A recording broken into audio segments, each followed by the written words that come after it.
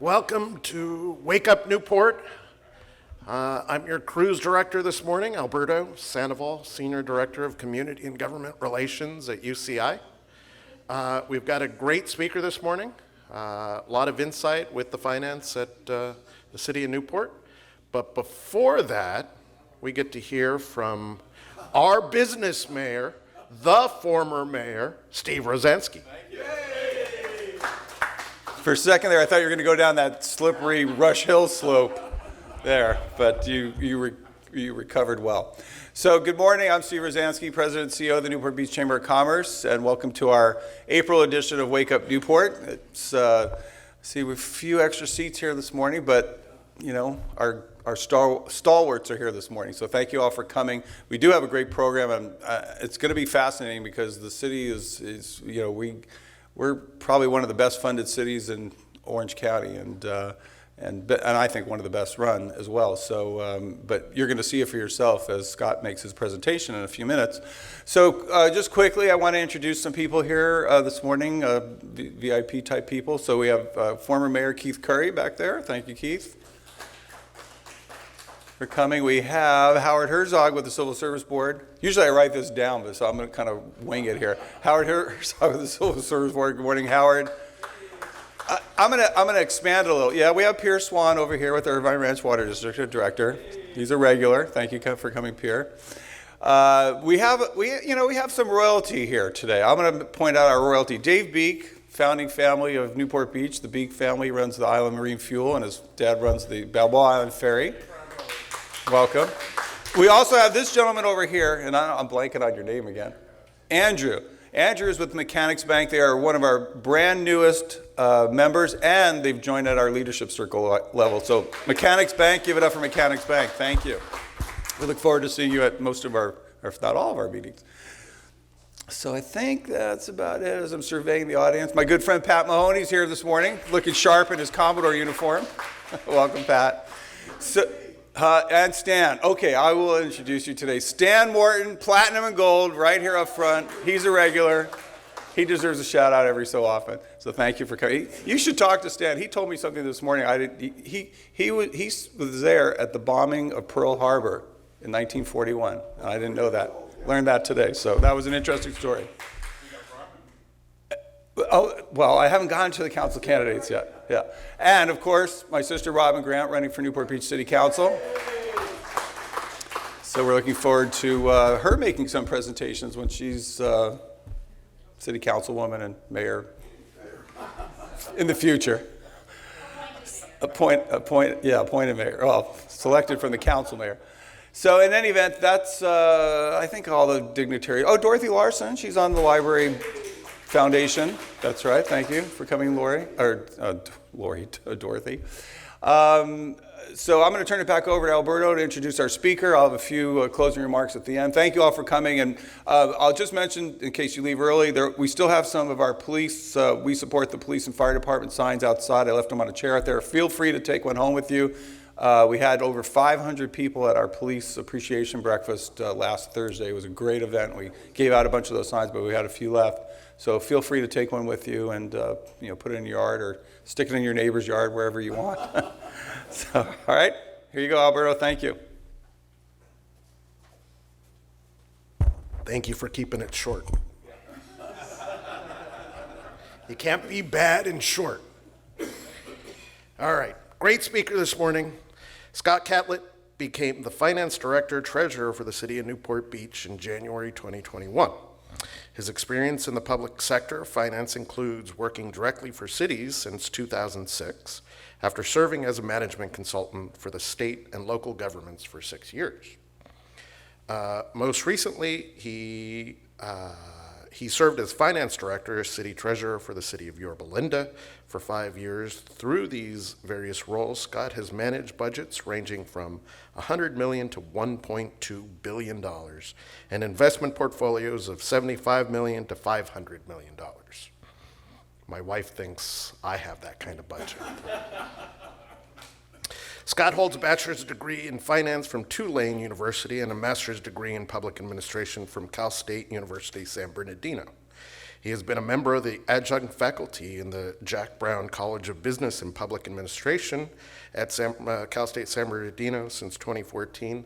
Let me invite you over to UCI now. It'll save you a trip out to San Bernardino, where he teaches courses in public financial management and public budgeting in the Master of Public Administration program.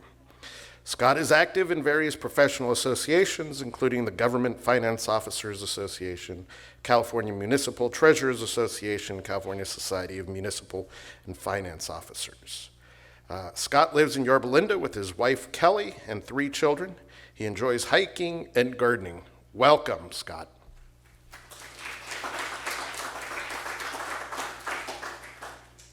Good morning. I'm going to give you an update this morning, not just on the budget that we're going to be presenting to the council in a few weeks, but also on the year that we've just getting towards the end of and sort of how we weathered the pandemic versus some of our neighbors. There's a lot of charts and graphs in here, so if anyone wants to stop me with a question while something's on the screen and a question's fresh in your mind, feel free to do that. So I wanted to start with looking at the fiscal status of the city right now. And really to understand right now, you have to look at how we ended last year. And some of you may have read in the news or seen if you watch the council meetings that we ended last year with a $31 million budget surplus, which is probably the largest in the history of the city. And there's a couple of reasons for that. One is that the number really includes 3 years of surplus of about $8 to $12 million from each year. So the council made a decision with staff's advice to hold back those surpluses during the pandemic because we weren't sure how bad things would get. And once we knew things were going to get better, then we were able to leverage those funds at the end of the fiscal year that closed in June for some projects that I'll share in just a moment. So the big news there, though, is that the revenue variance was $36 million. So we were expecting revenues to drop down to about $200 million. And they actually ended the year at about 236. Very different story than what happened in some of our neighbors' budgets, and I'll share why that is in a few minutes. So just to give you an idea of where that $31 million went, $5 million per the council's policy over the last 4 or 5 years went towards paying down the city's pension liability. And I'll close my presentation with a couple of slides about that pension liability, so I'll come back to that and explain what that $5 million is doing. But the bulk of the money, as you see below that, went towards capital projects. And so you're going to see some very tangible benefits to that money under construction in the near future. We put $10.5 million into what we call the facilities financing plan. And that's resources that are set aside to replace existing city facilities with cash. So the city, as a general policy, doesn't issue debt for capital projects, which most cities do. Rather than doing that, we set aside cash resources from the budget each year to build those projects when they need to be replaced. And so $7.5 million of those funds will be going to the Balboa Fire Station and Branch Library project, which will be starting design and construction in the near future. And then $2.5 million was put into the fund balance, which will be used for future projects down the road. On the current capital improvement project side, $5 million was put into phase 1 for the Balboa Islands drainage project, which is a project to essentially create a pumping station on Balboa Island to pump out the stormwater in lieu of the manual process that happens now. There's a second phase to that project that's about $8 million that would complete it in a few years. $5 million went into the street paving program, which we put a lot of money into every year, quite a bit in comparison to some of our neighbors, but there's still a backlog there of projects that need to get constructed. So $5 million of that, the majority is going to go towards additional phases of paving Balboa Boulevard, and then the rest is going into design for a couple of other projects. There's the addition of one more synthetic turf playing field in the city, which is for the high traffic areas where our sports teams play games frequently, helps those fields be able to be used more efficiently. And then $4 million into what we call neighborhood enhancements. And those are a variety of projects typically championed by a council member for things like median landscaping, neighborhood improvements, streetlight replacements, those sorts of things. So a variety of different places where that money went, all of it, for the most part, other than the $5 million for pensions, things that you're going to see out in the community in the near future. The final allocation, I should mention, this is currently staff's recommendation. This has been in front of the council twice now in 2 study sessions, but ultimately the council will vote with the adoption of the budget in June to confirm these allocations. So these are still subject to change. And then I did want to mention, although it doesn't have anything to do with our surplus, that we did get $10 million from the federal government, considerably smaller number than a lot of our neighbors, because unfortunately the way the funding was allocated, it was based on an allocation not just on population, but on the kind of the economic affluency of the community. And so our allocation was quite a bit lower because our economic indicators are quite a bit higher. By way of example, some of our neighboring cities got 30, 40, 50 million dollars versus we got 10.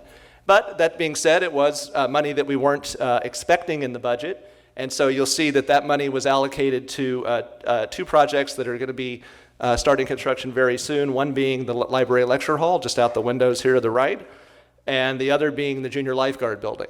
So these are projects now that are fully funded from the city side with these funds. And then, as you know, most of you probably know, the foundations for each of those entities is providing matching funds to construct those projects. So next I wanted to just give you a little bit of background and orientation to the budget and explain a little bit about why our revenues have behaved differently than some of our neighbors. So this is the budget for the current year as it was adopted, about $309 million across the entire city. And you'll see in the pie chart, almost all of that is in our general fund, which is our tax-supported fund. That's where your property taxes go, where your sales tax go when you're shopping in town, and where the hotel taxes go from our visitors that come from other cities. The general fund piece of that budget's about $226 million, so almost 75%. And you can see here, if you look over on the right, where that money goes. It's about 60% to salaries, the balance going to maintenance and operations contracts for the most part. And then on the bottom, you'll see about half of the budget goes to our public safety services, including lifeguards, and the balance goes to parks and recreation and public works, those sorts of things. One thing that's different here in Newport Beach, if you looked at that same pie chart for some other cities, is that the percentage that's going to public safety is lower, and that's not because we don't have a robust police and fire department, but it's because we have such a sizable amount of revenue on a per capita basis that we're able to allocate a lot more money towards things like parks and road maintenance, which is why you see some of that difference versus some other cities in California. Then I should point out at the bottom there, $20 million in the top chart. That's those savings accounts I mentioned for cash funding capital projects and buying cars, all these sorts of things that a lot of folks debt finance. In Newport Beach, we're putting $20 million a year from the general fund into those savings accounts, and then sometimes more at the end of the year when there's a surplus. So this is our second quarter budget update. I'll be bringing the third quarter budget update to the Finance Committee at their next meeting, but we don't have those numbers quite available yet. So this is as of December's financials. But as you can see there, this year through half of the year, we've already had about a $16 million positive revenue variance. And so we were, again, conservative coming out of the pandemic, not really knowing what was going to happen. And as you'll see a few slides after this, the bulk of the reason for that increase has to do with tourism and the occupancy levels in our hotels, as well as the sales that are happening at Fashion Island and elsewhere in town. So we had a conservative estimate here, and obviously we don't want to forecast revenues that aren't going to materialize because we're depending on that to pay for services. But a larger surplus definitely than we were expecting. So right now, we're expecting about a $15 million surplus at the end of this year, and I would expect that'll increase a little bit based on typically we have more expenditure savings as the year progresses. So next I wanted to talk a little bit about the budget process that we're in the middle of right now. And as part of this conversation, I'll go back and talk a little bit about the revenue changes that I mentioned. This is an overview of our budget process that we go through, and it's considerably more involved than you might see in some cities, which I think is an important piece of our sound financial management. So we not only bring the budget to the city council, we also have meetings with the finance committee a number of times. And that starts all the way back in January with the council planning session that we hold on Saturday that some of you may have attended. Then throughout this period, and you'll see on the next slide the specific meetings, we have various meetings to get information and feedback back from the council and the finance committee about what their priorities are. And then we use that to inform the budget we bring back to them in May. You can see here a listing of those meetings. We just had the third of those, which was a deep dive on revenue back in March with the Finance Committee. And next Thursday, I'll be meeting with the Finance Committee to present the expenditure budget. So that's currently not out there yet, but it's almost out there. So next Thursday, if you tune into the Finance Committee or come in person, now that I guess it's not on Zoom, you'll be able to see what the budget's looking like for next year. And then we'll bring that for the first time at the council to a joint meeting on May 24th. There'll be a meeting with the Finance Committee to cover the operating budget, and then after that, we have a study session with the council to go through the capital improvement program. So that's really the main meeting where we talk through all of the details on the budget. And then we come back to the council for the public hearing on the 14th of June, which is where the budget will actually be approved. So a little bit of a preview. This is information that was shared at the planning session in January, but I can give you a window into the budget that's coming forward next week in terms of some of these bullet points. So that revenue growth I talked about of about 16 million of positive variance this year, that's expected to continue and actually accelerate into next year. So because of that, we're getting a larger revenue growth than we have in expenditure growth, and that's providing some opportunities for us to look at additional funding towards some critical priorities. So the first of those priorities, it has to do with that pension funding I mentioned. The council has been very specific about their desire to see that liability eliminated, and the sooner the better. And we are projecting right now that would happen in 2030. So one of the proposals that'll be on the table is increasing that contribution from 35 to 40 million, which will bring that 2030 date even closer. So we could be in a position potentially in the next 5 years to have completely eliminated our pension liability.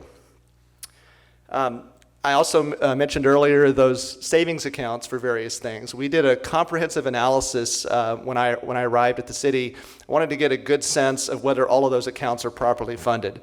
We've done a great job over the years of making sure that they are properly funded, but some of them had not been reviewed in a few years. So we looked at each one of those accounts, and we found that there were probably a few $1 million of additional funding that could go into those accounts to make sure that things are properly funded. We have the one for facilities that I mentioned. We also have one for our harbor and beaches facilities, so that's a separate savings account. We have accounts for replacing all of our vehicles, for replacing all of our equipment, things like our playground equipment and our recreation facility equipment. All of that is in separate savings accounts. And so we'll be recommending to the council a few additional $1 million per year going into those to make sure they're properly funded. The police department brought forward an initiative that the council will still have to determine if they want to move forward with, but it's going to be proposed in the budget for body-worn cameras and a taser program. So these are, they already have tasers, is my understanding, but this is for a routine replacement program for those. It's a different model. And then the body-worn cameras would be a new thing, which a lot of our neighboring cities have already deployed, and it's something that's being suggested that the council should approve. Another important topic to a lot of folks in the community is homeless response. And as you're probably aware, we have the partnership with the Costa Mesa Shelter. Earlier this year, the council allocated funding mid-year for the Be Well OC mobile crisis team. So we now have a van with a staff that respond to situations so that the police don't have to get involved in those and are proactive with crises in the community. The budget will be proposing a $1 million allocation to keep that program funded into the future. So between that and the shelter and some other programs, there's now a multi-million-dollar homeless response that'll be proposed in this budget, all of these being things that would not have been in the budget, say, 5 years ago. So definitely some very significant additional spending in this area to help address the community's concerns. And then lastly, in a very targeted way, we're looking at our staffing in different departments, particularly things like the counters in community development. So if you're coming in to get a building permit, we want to make sure that there's adequate staffing in those areas of the city so that service levels are appropriate. So we'll be making some recommendations for the council's consideration about that as well. So I mentioned the revenue growth. You can see here at the top, this is our current projection. So about $15 million of additional revenue growth going into next year. And you see at the bottom what's driving that. The biggest piece is property tax, and I'll talk about that more in just a second. But our property tax in Newport Beach is growing at a significant rate, and it's a larger piece of our budget than any city in the county other than two. And so as a result of that, stable and growing revenue source, that's really the main thing that's driving the ability to allocate resources to these new programs. What are the two? Santa Ana and Laguna Beach have larger percentages of the property tax in their budget. I would have thought it was like Villa Park and Laguna Woods. I have a chart in a minute that actually shows it. I'll show you.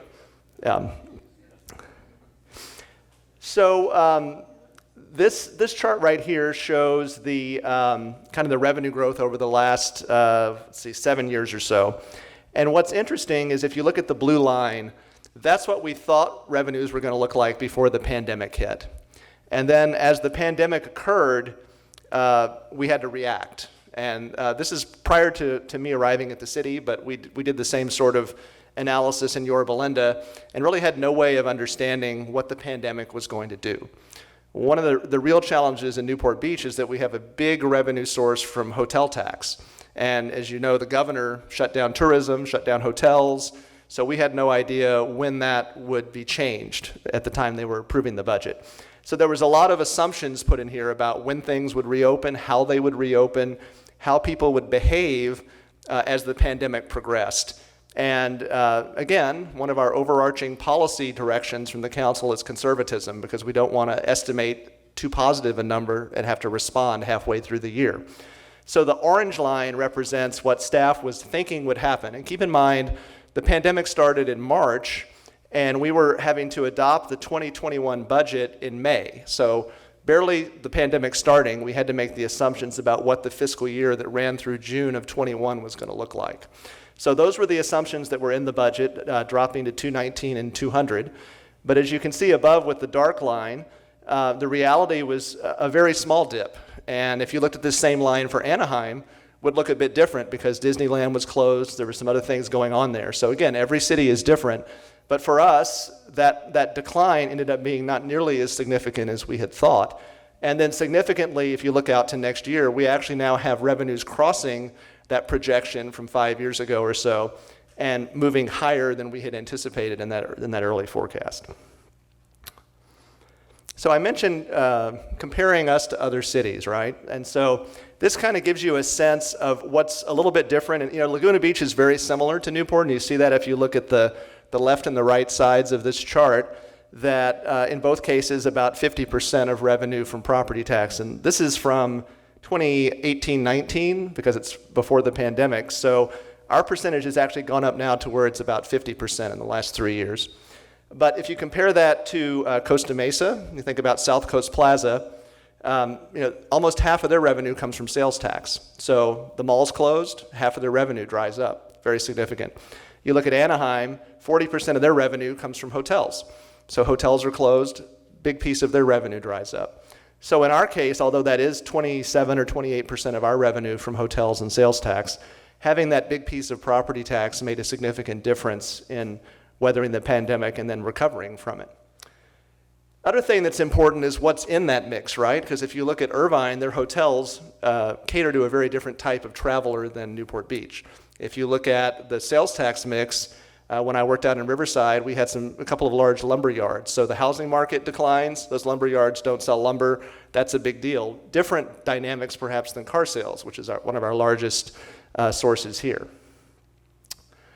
So I mentioned property tax a second ago, and so we have the third highest share of the property tax in the county behind Santa Ana and Laguna Beach. So 17% of the property tax comes to us so when you pay your property tax bill, it goes to a variety of sources. You can see on the pie chart to the right, the largest being schools, and that's the school district as well as the community college district. So it's all types of schools, not just the school district. And then the county gets a share and some special districts like flood control, those kinds of things. But the city gets about 17%, and again, third highest in the county. And then in addition to that, if you look at the second bullet down, we have the second highest assessed valuation in the county. So Irvine is at $95 billion, but Anaheim, with Disneyland, all of their hotels, being a city of 350,000 or so people, their assessed value is $53 billion versus $67 billion for Newport Beach. So big driver of our revenue is that high assessed value. and that's going up to about $69 billion. Yeah. It almost sounds like it's subjective. Like, how does it determine what percentage of property tax each city gets? Like, is that like a negotiation or something? So it dates back to Proposition 13. When Proposition 13 was passed, kind of the simple explanation is, if you could imagine, there were 10 different government agencies that were taxing your house in 1977, and the tax rate was 4%. And then Prop 13 passed, and it was changed to 1%. Basically, what they did was they squeezed all of those taxing entities down within the 1%. So depending on who was taxing property pre-Prop 13, that determined the percentages within the 1% that people get to this day.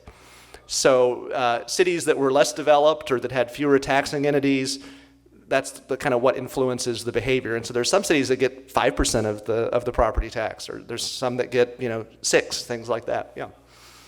So the County of Orange always talks about getting like 6 cents on the dollar back, and then San Diego the same. Is that tied to what you're talking about? Yes. So my guess is, like here, if you look at this one, the County of Orange here says 7. So they're getting 7 cents on the dollar. In the case of Newport Beach, we're getting 17. The other thing I should mention, this is an average for the whole city. So this is based on what are called tax rate areas. Again, this is kind of in the weeds of government behind the curtain. But different areas of the city, this mix is different. So it's not the same in Newport Center as it is in Corona Del Mar. Yeah. Schools get 67%. Can you explain that? So that's the property tax funding that goes toward the schools to provide services, including the community college districts.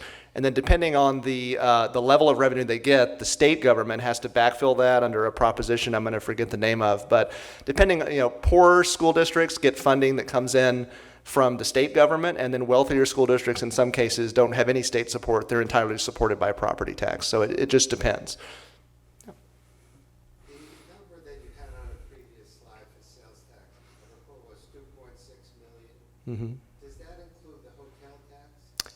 It does not. They're two different taxes. So sales tax would be charged on things like certain types of food and beverage transactions, alcohol, those kind of things in a hotel. But the stay in the hotel is charged the TOT. What percentage does the city get of the sales tax? 2 more slides and I'll get to that. What percentage does the city get on the hotel tax? Hotel tax is a local tax, so we get 100% of that.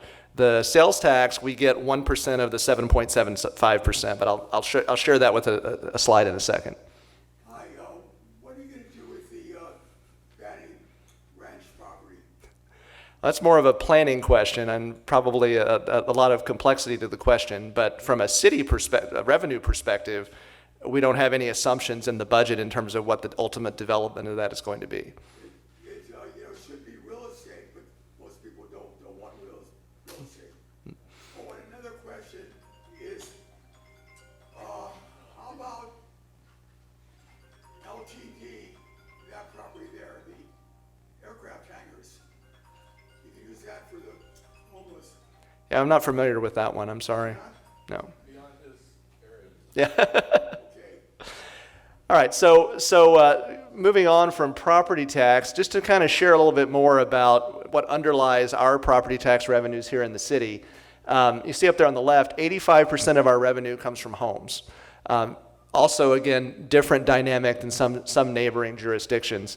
And importantly, our average sale price is growing at a very significant rate, especially in the last 2 years. So if you look in the bottom left, I know it's a little small, but you'll see that in 21, the average sale price growth was 22%.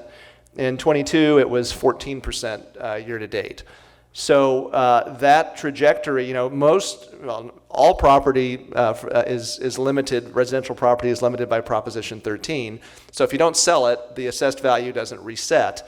But every time a transaction occurs, one that our consultant mentioned to us recently was a home that's on the beachfront in the peninsula, had been owned by the same family since 1971, was assessed at $400,000, and it was sold, and it's now assessed at, I forget the number, I want to say $25 million. So as an example, we were getting property tax based on $400,000 for that property since 1971, going up by 2% a year. So those resets combined with this growth in average sale price that you see in the chart on the right is driving that property tax growth. And this is what that looks like in a chart. So ignoring the current year where inflation is a little bit crazy and we're not really sure how that's going to work over the next year or two. But if we imagine I was giving this presentation 6 months ago and inflation was at 2%, and typically our salaries for our staff have been going up at about 2%. You see here, if 50% of our revenues are growing at 5 to 8% a year, this is what's producing that ability to do things like pay down the pension liability, put more money aside for savings, and cash fund our capital projects. So we're looking at about a 6.5% growth rate for next year for property tax. So you asked about sales tax. So this is the same pie chart, but for sales tax. And this chart, unlike the other one, is the same throughout the state. So there's some variances in counties if they have specific county taxes. So like we have a tax that goes to transportation for OCTA. But generally, 7.75% plus or minus if there's some of those taxes in there. And the city gets 1%. So if you go somewhere and you buy something, 1% of that transaction comes back to the city's general fund. The majority of our revenue comes from auto dealers, from restaurants and hotels, and from general consumer goods, which is shopping centers and malls.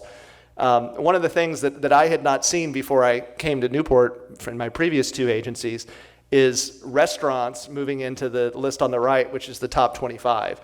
It has a lot to do with not just the volume of spending at restaurants, but it has to do with some of the alcohol sales and things that go on. Hotels here as well produce a lot of revenue from the events that they have there and those kinds of things. But the main things that drive our sales tax here in the city, if you look on the right, you'll see those three boxes. So that's Fashion Island. So 3 of our top 5 there are stores in the mall. But the real winner for the city is auto. And I think there's one boat dealer in there as well. But auto sales have been going up consistently throughout the pandemic, and in spite of the declines in inventory lately, the prices have gone up enough to offset that, and so we're still seeing growth in our revenue from those. You can see here on the left, these are those categories, and we're now in the last 2 quarters for the first time seeing record sales tax from restaurants, hotels, and stores versus before the pandemic. So those stores are now back, and they've grown beyond what the high was prior to the pandemic. You can see that in the blue and the green over there on the left. That's a Christmas quarter 21 to Christmas quarter 20 comparison. So you can see that significant uptick. And then on the right, just a breakdown of what makes up our sales tax. One other comparison that I think is interesting that our sales tax consultant puts together is per capita sales. So on the left, this shows you some of our peer cities and the amount of sales tax revenue they get per citizen. And if this number's higher, it generally means that you're bringing in revenue from surrounding jurisdictions. If it's lower, it means that your residents are shopping somewhere else. And you can see that Costa Mesa is above us, mainly because of the mall there. But Newport is definitely strong, and if you look on the right on a statewide basis, you can see the state in Southern California average down there in the, say, $5,000 range versus Newport is up at about a $12,000 range. So some really positive revenue generation that occurs from our auto dealers, from Fashion Island, from some of the other things that are here in town. So you put all that into the mix, and our consultants right now are projecting that we're going to be up 11% in the current year. I actually met with them last week, and they've raised this some more. So the numbers that will go to council in May will be a little bit higher than that. It's up around 12, 13%. And then for next year, another 5% growth rate for sales tax.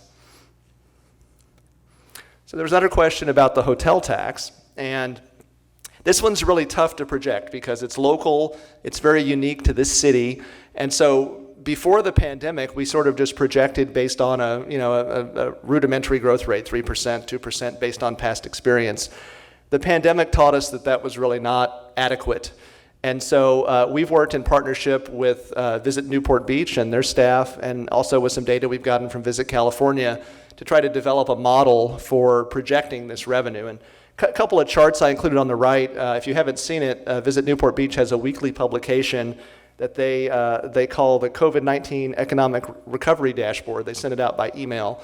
Really interesting information about hotel occupancy, room rates, the traffic at the airport, restaurant spending that they get from a variety of sources. So if you have an interest, I would definitely say check that source out. But what it tells us is kind of to back up the revenues we're seeing coming in, the why of that. Is it because of occupancy? Is it because of room rates? Which hotels is it coming from? Is it business travelers or is it leisure travelers? And what we're seeing with our hotel tax revenue, which is to me very surprising, you see here the decline. We were forecasting during the pandemic that the bottom would be 6 million. Bottom was actually 17 million. We thought 8 months ago that we would get back to 26 million in 2023-24. And you can see here, we're now projecting record revenue in the year that ends 3 months from now. So is this all from hotels? No, surprisingly. Part of it is short-term rentals. So people have shifted their stays, in some cases, from the hotels to these short-term rentals. The number of permits has been relatively constant over the last few years, but the revenue per permit has gone up. So people are staying longer, they're staying more frequently, they're, I'm assuming, charging more, just as the hotels are. And so we're now projecting about a 9% growth for next year to about $28 million. And importantly, we have 2 hotels under renovation right now, right? So the Marriott that's about to reopen in about 30 to 60 days, we're not trying to presuppose what that's going to do in terms of, we know they'll have higher room rates, but we're not trying to determine what that's going to do to our revenues. And then we have the former Fashion Island Hotel, which is closed, so that's not in here at all. And we don't think it'll be open probably really to have an impact until 23, 24, but that's a big facility with a lot of rooms, so that's a several $1 million addition that we'll be expecting, the next year out here. And again, at higher room rates.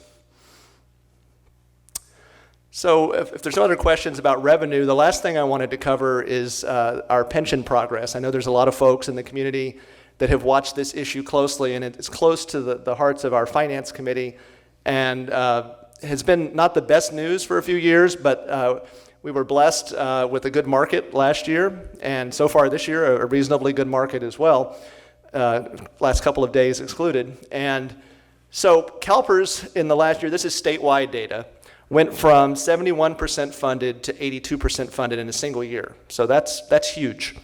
21.3% return, which if you've been in the market doesn't really sound that high because last year was pretty crazy in the stock market. But CalPERS has a diversified portfolio. They avoid certain market sectors that they don't want to invest in. They have money in bonds, they have money in real estate. So for them, 21% was pretty much around their benchmark. It was a good return. And the city benefited from that just as every city that's invested in CalPERS did. So we get data a year late from CalPERS, but we have some ways of projecting what actually happened last June 30, even though I won't know until August because they have to run all their calculations. So if you look at the table at the bottom here, you'll see we kind of treaded water for 3 years. The liability was around $330 million. Funding level was in the kind of high 60s range. It was slowly trending up.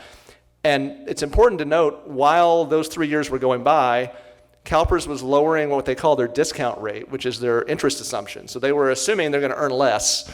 And when they do that, it makes that number go up. They also were making some actuarial changes to how they compute these things that were to our detriment. So the fact that our number didn't go up is because of all of those additional resources we've been pumping into this. If you looked at these same numbers for some other cities, their percentage would be going down during those 3 years, not treading water. But importantly, all of that has sort of flushed through the system now, so prospectively, they're not going to be making any more of those changes that increase the liability, we don't think. And they've lowered their discount rate to 6.8%, which most people believe they can achieve with the portfolio that they've designed. So they should be able to hit that target over a long-term horizon.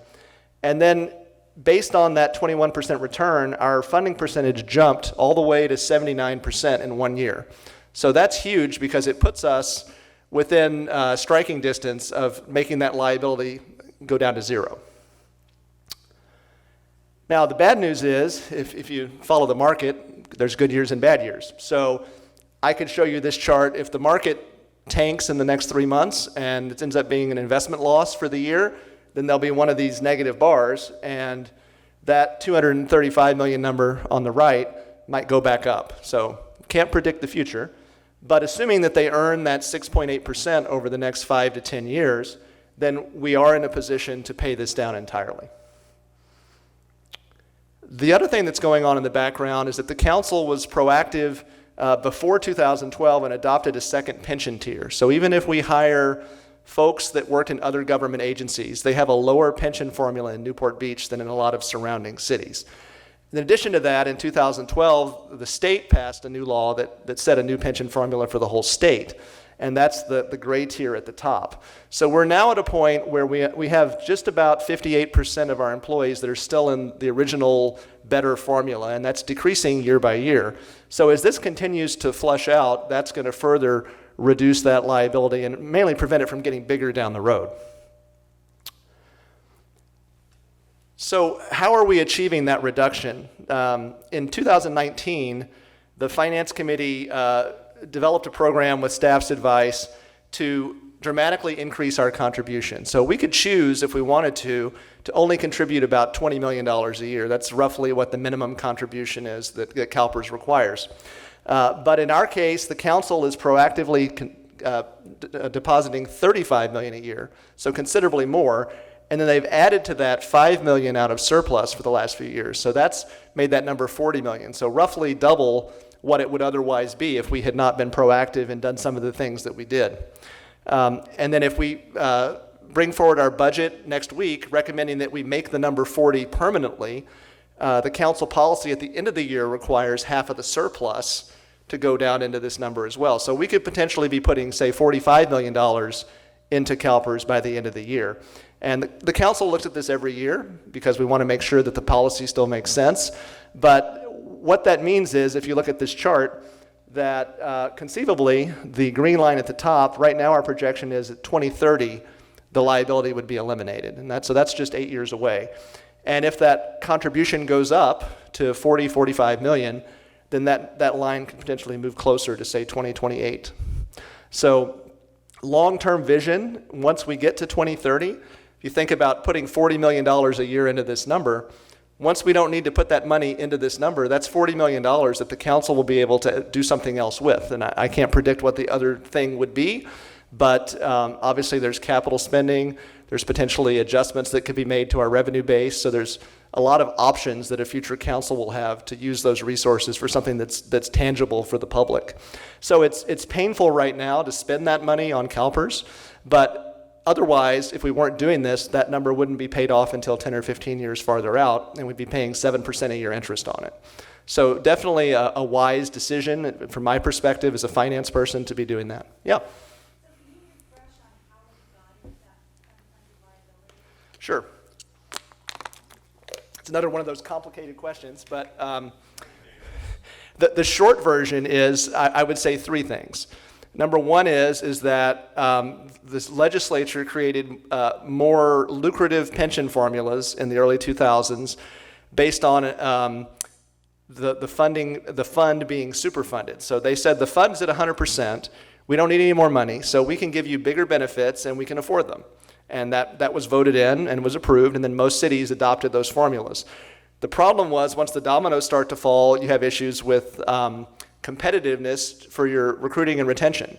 So if the neighboring city's offering a 3% pension, you're offering 2% to your police officers, they're going to leave. So everybody followed suit, everybody's in the more expensive formula. Second piece of the problem was that was retroactive. So if you were 15 years into your career, your 15 years you already accrued got the bump. And then the market tanked, and all of a sudden there was a new liability.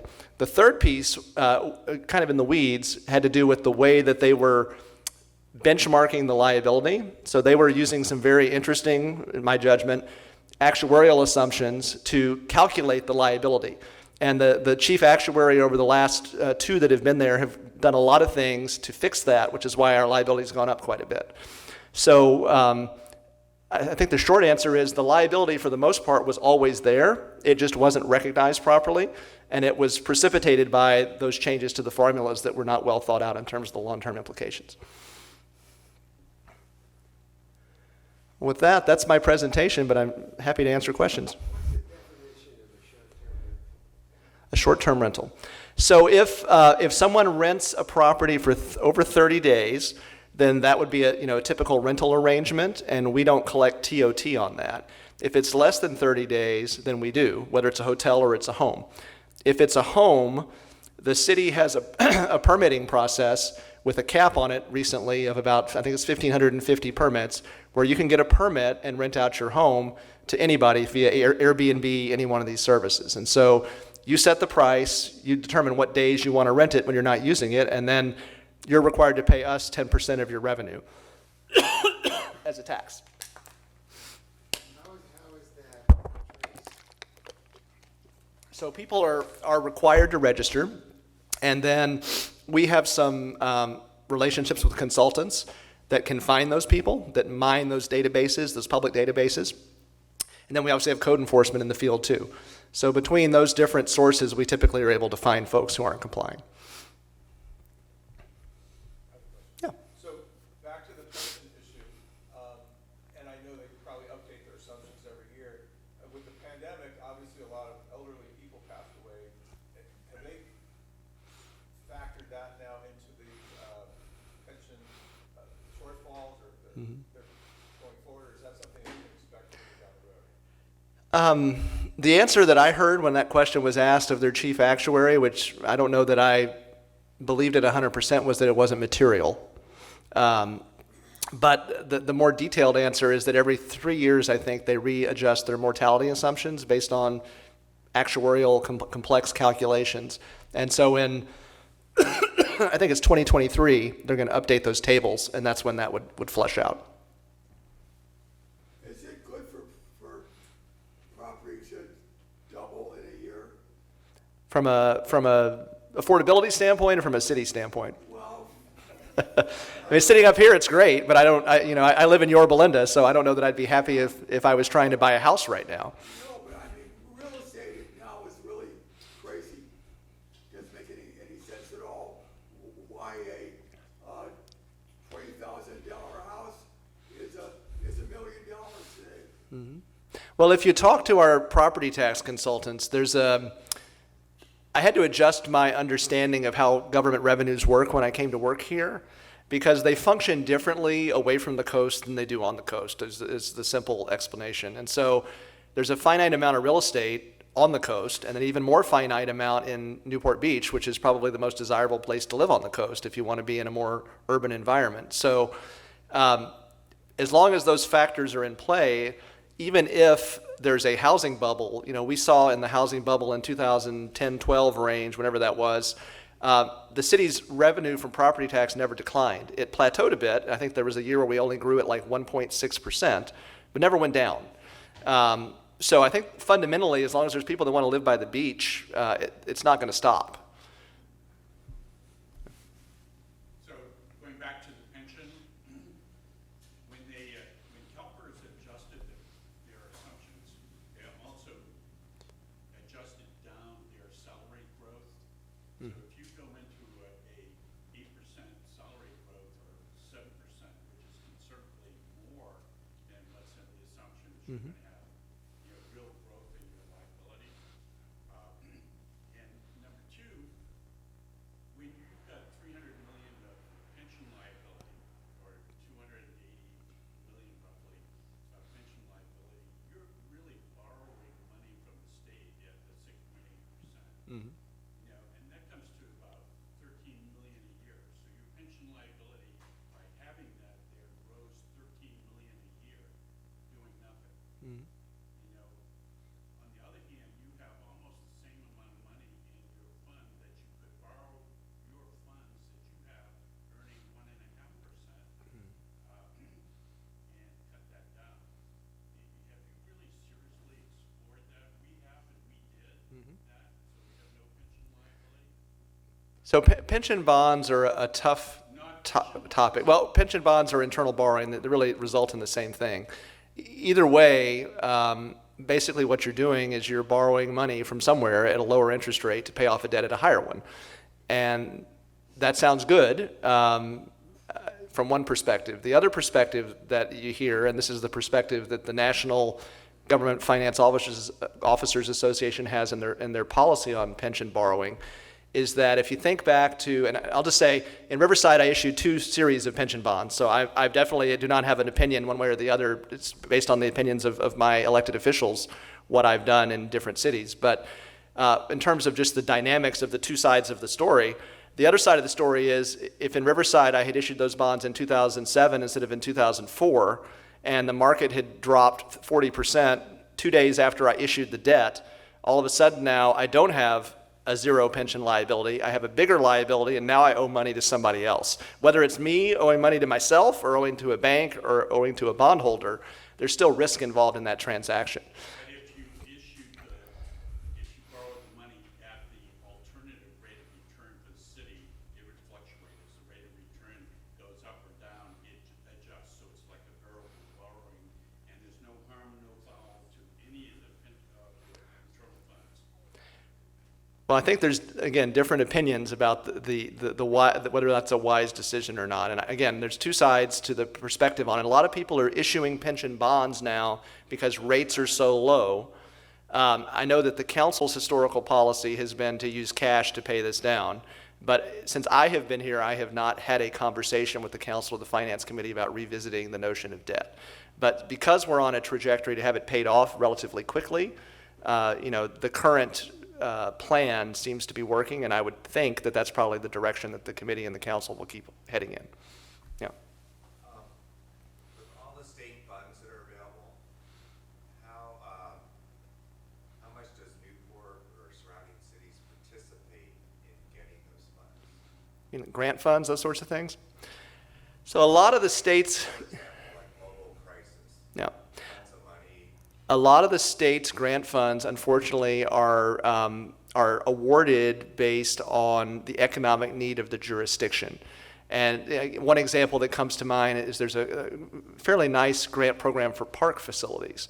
And there's an entitlement piece to that, which is a couple $100,000 a year every city gets. And then there's a discretionary piece that's based on economic need. So if we were to apply for that grant program, we would never compete competitively for it. So a lot of their grant programs are really designed for the have-nots, and so we would not be able to get any money in those areas. Really where we've gotten money are things like ARPA, where there's a, there's a calculation that we get much less, but we get something. Well, thank you, Scott. Thank you, enjoyed it. Complex numbers, but thank you for being there and crunching those for the city. So as we close, we'll have Steve come up and close us out, and have a great morning. Thank you, Scott. That was a fascinating talk, and I even learned a few things, and I think I know a lot about what happens in the city as far as the budget and revenue and expenses. But as you can see, our city is very well run.